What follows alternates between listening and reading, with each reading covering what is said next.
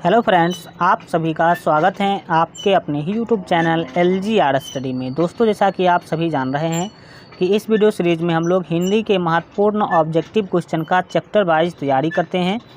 आपको बता दें कि आज यह इस वीडियो सीरीज़ का 7 नंबर वीडियो है हिंदी के महत्वपूर्ण ऑब्जेक्टिव क्वेश्चन के लिए। इससे पहले हम इस तरह का 6 वीडियो ऑलरेडी अपलोड कर चुके हैं, जिसमें मेरे द्वारा हिंदी के चैप्टर 1 से चैप्टर 6 तक के सभी महत्वपूर्ण ऑब्जेक्टिव क्वेश्चन का चैप्टर वाइज तैयारी करवाया गया है।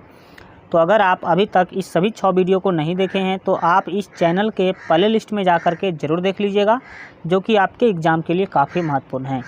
तो चलिए दोस्तों, आज का वीडियो शुरू करते हैं। आज के इस वीडियो में आपका चैप्टर नंबर 7, जिसका नाम है परंपरा का मूल्यांकन, इस चैप्टर से संबंधित काफ़ी महत्वपूर्ण ऑब्जेक्टिव क्वेश्चन जो है आज के इस वीडियो में हम लोग डिस्कशन करने वाले हैं। सो वीडियो को लास्ट तक जरूर देखिएगा।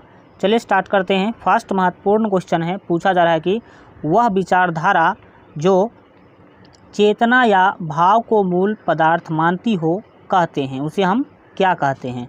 तो एक का यहाँ पर जो आपका सही आंसर होगा वो डी होगा, याद रखेंगे। उसे हम लोग भौतिकवाद कहते हैं। क्या कहते हैं? भौतिकवाद। नेक्स्ट देखेंगे हम लोग 2 नंबर महत्वपूर्ण क्वेश्चन। पूछा जा रहा है कि सारे यूरोप के लोग किस सभ्यता से प्रभावित थे। सारे यूरोप के लोग जो है वो किस सभ्यता से प्रभावित थे। तो 2 का यहाँ पर आपका सी ऑप्शन सही होगा, याद रखेंगे। एथेंस की सभ्यता से। किससे? एथेंस की सभ्यता से प्रभावित थे। आगे बढ़ जाइए और देखेंगे नेक्स्ट हम लोग जो है 3 नंबर क्वेश्चन। पूछा जा रहा है कि शैली और वायरन कहाँ के थे। शैली और वायरन जो है वो कहाँ के रहने वाले थे, यही आपको बताना है। तो 3 का बी ऑप्शन आपका सही होगा, याद रखेंगे। यूनान के। कहाँ के? यूनान के रहने वाले थे। आगे बढ़ेंगे और देखेंगे, हल्का इसको बड़ा कर देते हैं। चलिए 4 नंबर क्वेश्चन के द्वारा पूछा जा रहा है कि जार शाही शासन का संबंध था। अगर आप इतिहास पढ़े होंगे तो आपको जार के बारे में पता होगा। तो यहाँ पर आपको सिंपली बताना है कि जार शाही शासन का संबंध था, किस देश से था। तो 4 का बी ऑप्शन आपका सही होगा, याद रखेंगे। रूस से। और रूस के राजा को हम लोग जार बोलते हैं। ये आप लोग इतिहास के अंदर पढ़ाई किए होंगे। चलिए आगे बढ़ते हैं और देखेंगे यहाँ पर आपके 5 नंबर क्वेश्चन। पूछा जा रहा है कि रूस की क्रांति कब हुई थी। रूस की क्रांति कब हुई थी। तो 5 का यहाँ पर आपका बी ऑप्शन सही होगा, याद रखेंगे। 1917 ईस्वी में। कब हुई थी? तो 1917 ईस्वी आप याद रखेंगे। चलिए आगे बढ़ेंगे और देखेंगे यहाँ पर आपके 6 नंबर क्वेश्चन। पूछा जाए कि व्यास जी और वाल्मीकि जी की रचना है क्रमशः। व्यास जी और वाल्मीकि जी का रचना निम्नलिखित में से क्रमशः कौन सा है। तो 6 का ए ऑप्शन आपका सही होगा, रखेंगे। गीता और रामायण। व्यास जी का पूरा नाम है वेद व्यास, और वेद व्यास के द्वारा गीता लिखा गया है, और रामायण जो है देख सकते हैं वाल्मीकि जी के द्वारा जो है लिखा गया है। इस तरह से आप याद रख सकते हैं। चलिए आगे बढ़ेंगे और देखेंगे यहाँ पर आपके 7 नंबर क्वेश्चन। 7 नंबर क्वेश्चन है, पूछा जा रहा है कि परंपरा का मूल्यांकन किसकी पुस्तक है। तो 7 का ए ऑप्शन आपका सही होगा, याद रखेंगे। रामविलास शर्मा की। किसकी? रामविलास शर्मा की। आगे बढ़ जाइए और 8 नंबर क्वेश्चन देखिए। पूछा जा रहा है कि प्रगतिशील आलोचना का विकास होता है। प्रगतिशील आलोचना का विकास किससे होता है, यही आपको बताना है। तो 8 का बी ऑप्शन आपका सही होगा, याद रखेंगे। साहित्य की परंपरा के ज्ञान से। किससे? साहित्य की परंपरा के ज्ञान से जो है प्रगतिशील आलोचना का विकास होता है, यह आप याद। चलिए 9 नंबर क्वेश्चन देखिए। पूछा जा रहा है कि सभ्यता का हर स्तर क्या नहीं होता। सभ्यता का हर स्तर जो है क्या नहीं होता है, यही आपको बताना है। तो 9 का यहाँ पर आपका सी होगा, याद रखेंगे। वर्ग युद्ध। ठीक है, वर्ग युद्ध जो है ये आपका बिल्कुल ही सही आंसर होगा। चलिए आगे बढ़िए और 10 नंबर क्वेश्चन देखिए। पूछा जा रहा है कि साहित्य सापेक्ष रूप में क्या होता है। साहित्य जो है वो सापेक्ष रूप में क्या होता है। तो 10 का डी ऑप्शन आपका सही होगा, याद रखेंगे। स्वाधीन होता है। क्या होता है? स्वाधीन होता है अपने सापेक्ष रूप में। ठीक है, इसका PDF आपको हमारे मोबाइल ऐप पर मिल जाएगा। तो इस वीडियो के डिस्क्रिप्शन बॉक्स में आपको मोबाइल ऐप का लिंक मिल जाएगा, वहाँ से मोबाइल ऐप आप लोग डाउनलोड कर लीजिए। उस पर आपको इसी तरह से सभी सब्जेक्ट के महत्वपूर्ण क्वेश्चन का PDF मिल जाएगा, तो वहाँ से आप लोग PDF डाउनलोड कर सकते हैं। तो इस वीडियो के डिस्क्रिप्शन बॉक्स में लिंक है, वहाँ से आप लोग जो है मोबाइल ऐप डाउनलोड कर लीजिए, और वहाँ से आप लोगों को जो है मोबाइल पर आपको सभी सब्जेक्ट का PDF मिल जाएगा। 10 नंबर क्वेश्चन तो हमने देखा कि साहित्य जो है सापेक्ष रूप में क्या होते हैं। तो साहित्य आपका होता है स्वाधीन। ठीक है, आगे बढ़ेंगे और 11 नंबर क्वेश्चन को देखिए, पूछा जा रहा है कि एथेंस किस महादेश में है। एथेंस जो है ये किस महादेश में है। जैसे भारत एशिया महादेश में है, उसी तरह एथेंस किस महादेश में है यही आपको बताना है। तो याद रखिएगा एथेंस जो है वो यूरोप महादेश में है। किस में? यूरोप में। ठीक है, आगे बढ़ेंगे और देखेंगे नेक्स्ट हम लोग 12 नंबर क्वेश्चन पूछा जा रहा है कि वायरन, ठीक है, किस भाषा के कवि हैं। वायरन जो है वो किस भाषा के कवि हैं यही आपको बताना है। तो 12 का सी ऑप्शन आपका सही होगा। याद रखेंगे अंग्रेजी भाषा के। किसके? अंग्रेजी भाषा के। नेक्स्ट देखेंगे हम लोग 13 नंबर क्वेश्चन है, पूछा जा रहा है कि निराला की साहित्य साधना जो है किसकी कृति है। निराला की साहित्य साधना ये किसकी कृति है, मतलब किसका रचना है यही आपको बताना है। तो 13 का सी ऑप्शन आपका सही होगा। देखेंगे रामविलास शर्मा का। किसका? रामविलास शर्मा यहाँ पर आपका बिल्कुल ही सही आंसर होगा। चलिए आगे बढ़ेंगे और देखेंगे आपके 14 नंबर महत्वपूर्ण क्वेश्चन पूछा जा रहा है कि परंपरा का मूल्यांकन निबंध किस पुस्तक से संकलित है। मतलब परंपरा का मूल्यांकन जो ये निबंध है किस पुस्तक से संकलित है, मतलब किस पुस्तक से लिया गया है।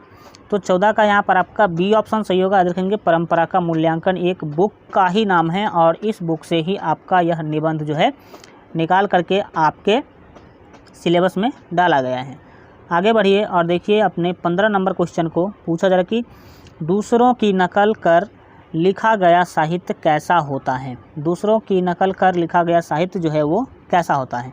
तो 15 का सी ऑप्शन आपका सही होगा। देखेंगे अधम होता है। अधम मतलब उतना अच्छा नहीं होता है। ठीक है, आगे बढ़ेंगे 16 नंबर क्वेश्चन देखिए, पूछा जा रहा है कि रफाल लियोनार्दो का विंदी, रफाल लियोनार्दो दा विंदी और एंजेलो किसकी देन है। तो 16 का यहाँ पर आपका जो सी ऑप्शन है सही होगा। देखेंगे इटली की। किसकी? इटली की। आगे बढ़िए और देखिए नेक्स्ट हम लोग जो है 17 नंबर क्वेश्चन पूछा जा रहा है कि शेक्सपियर कौन थे। तो 17 का ए ऑप्शन आपका सही होगा। देखेंगे वो क्या थे? एक नाटककार थे। यह भी जो है आप याद रखेंगे। चलिए 18 नंबर क्वेश्चन है, पूछा जा रहा है कि निराला की साहित्य साधना कितने खंडों में रचित की गई हैं। तो 18 का बी ऑप्शन आपका सही होगा। देखेंगे 3 खंडों में। कितने खंडों में? 3 खंडों में रचित की गई हैं। 19 नंबर क्वेश्चन देखिए, पूछा जा रहा है कि इस साहित्य के लेखक, क्या बोला गया? इस साहित्य के लेखक रामविलास शर्मा का जन्म कब हुआ। ये जो साहित्य है परंपरा का मूल्यांकन, इसके लेखक जो हैं रामविलास शर्मा, उसका जन्म कब हुआ था ये आपको बताना है। तो 19 का ए ऑप्शन आपका सही होगा। देखेंगे 10 अक्टूबर 1912 ईस्वी में उनका जन्म हुआ था। देखिए अगले 20 नंबर क्वेश्चन को पूछा जा रहा है कि इस कहानी के लेखक रामविलास शर्मा का जन्म कहाँ हुआ था। तो 20 का सी ऑप्शन आपका सही होगा। याद रखेंगे उच्चगांव सानी, उच्चगांव सानी में इनका जो है जन्म हुआ था। आगे बढ़ेंगे और देखेंगे नेक्स्ट हम लोग 21 नंबर क्वेश्चन पूछा जा रहा है कि प्रेमचंद्र और उनका युग किनकी रचना है। तो 21 का यहाँ पर जो आपका सही आंसर होगा वो बी होगा। डैट मीन्स याद रखेंगे डॉक्टर रामविलास शर्मा की। आगे बढ़ जाइए और देखिए अपने 22 नंबर क्वेश्चन को पूछा जा रहा है कि सभ्यता का हर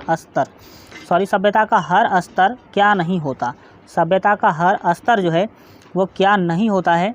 तो 22 का फिर से यहाँ पर आपका सी ऑप्शन आपका सही होगा। देखेंगे वर्ग युद्ध। ठीक है, ये रिपीटेड क्वेश्चन हो गया। देखेंगे अगले 23 नंबर क्वेश्चन को पूछा जा रहा है कि साहित्य सापेक्ष रूप में होती है। साहित्य जो है वो सापेक्ष रूप में कैसी होती है। तो 23 का यहाँ पर आपका बी ऑप्शन सही होगा। देखेंगे स्वाधीन होती हैं। ठीक है, नेक्स्ट देखिए 24 नंबर क्वेश्चन आपको 24 नंबर क्वेश्चन के द्वारा पूछा जा रहा है कि लैटिन कवि कौन है। लैटिन कवि निम्नलिखित में से कौन है। तो 24 का यहाँ पर आपका ए ऑप्शन सही होगा। देखेंगे वर्जिल। ठीक है, वर्जिल जो है वो क्या है? लैटिन कवि हैं।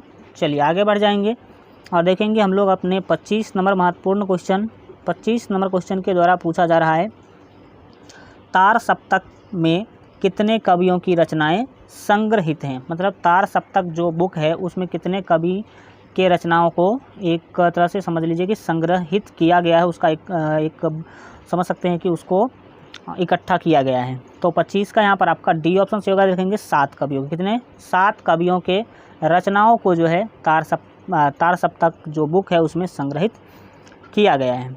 26 नंबर देखिए, 26 नंबर क्वेश्चन है कि अज्ञेय ने तार सप्तक का संपादित कब किया। अज्ञेय ने तार सप्तक कब संपादित किया। अज्ञेय के द्वारा तार सप्तक जो है कब संपादित किया गया, मतलब कब प्रकाशित किया गया, यही आपको बताना है। तो 26 का बी ऑप्शन आपका सही होगा, याद रखेंगे 1943 ईस्वी में। ठीक है, चलिए आगे बढ़ जाएंगे और देखेंगे यहाँ पर जो है आपके 27 नंबर क्वेश्चन पूछा जा रहा है कि रामविलास शर्मा को किस कृति के लिए साहित्य अकादमी पुरस्कार प्राप्त हुआ है। तो 27 का यहाँ पर आपका सी ऑप्शन जो है सही होगा, देखेंगे निराला की साहित्य साधना। ठीक है, निराला की साहित्य साधना के कारण ही उनको साहित्य अकादमी पुरस्कार जो है दिया गया था। आगे बढ़ेंगे, 28 नंबर क्वेश्चन देखेंगे। पूछा जा रहा है कि आदिम का शाब्दिक अर्थ है। ये आदिम जो शब्द है इसका अर्थ आपको बताना है। तो 28 का यहाँ पर आपका जो ए ऑप्शन है बिल्कुल ही सही होगा, याद रखेंगे अति प्राचीन। अति प्राचीन का मतलब है कि बहुत ही पुराना।